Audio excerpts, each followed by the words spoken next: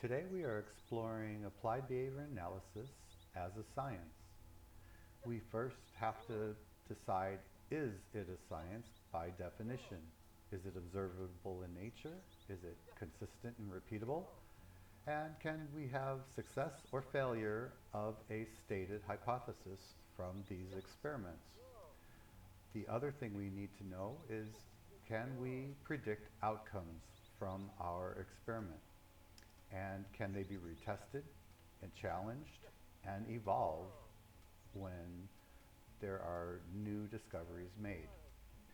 We're basing our work here on Watson, the learning and habits experiments that he's done, and Edward Thorndike's experiments through stimulation response in the puzzle box and law of effect. Now I'm using two nonverbal learners.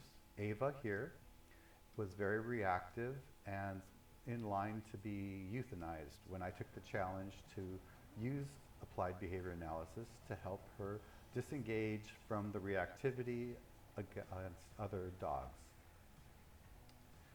So we are going to implement Leslie McDevitt's experiments on Look at That, which is engage, disengage game for dogs that are overly reactive. We used Ava at 50 feet away. That's where she reacted. So we went to 100 feet, then moved to 50 feet, and then incremented through task analysis 25 feet away with great success. So the other nonverbal learner we're incorporating in these trials is Pilar. She was going to be a service dog, but her reactivity, as you see here, to other dogs and animals was going to have her fail. So we started implementing this process. So the experimental analysis is what Watson, Thorndike, and Leslie McDevitt did in order for us to apply their principles to our experiments in real life settings. This real life setting is where you can actually implement an action plan and see if it's valid, if it can be tested and utilized. So what we did here was we stopped the coaching of the actual action plan, and we saw that Pilar went back to reacting very stressfully toward other animals. So we implemented coaching, which started the process of the action plan again. The reason we did that was to see if our action plan had an effect on Pilar's behavior, or if there were other situations in the environment that were affecting her behavior becoming better. We found that that wasn't true, that her behavior was actually in response to our action plan. So we are starting now to complete more of the action plan very intensely over several weeks.